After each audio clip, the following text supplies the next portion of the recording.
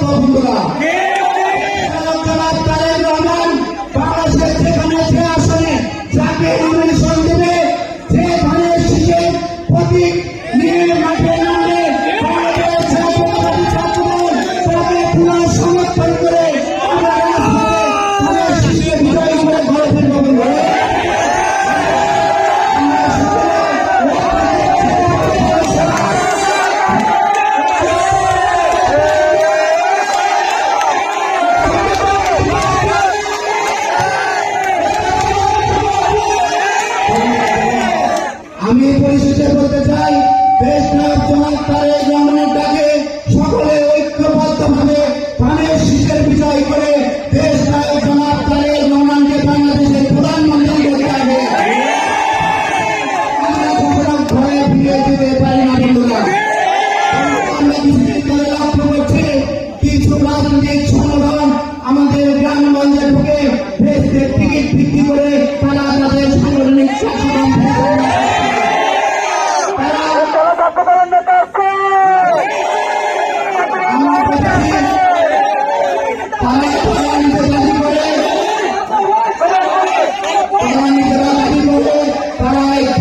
মুসলিম সংগঠন, কিন্তু আমরা কিছুদিন আগে লক্ষ্য করেছি একটি পূজা মণ্ডপে তারা প্রকাশ্যে বলছে পূজা এবং রোজা একই।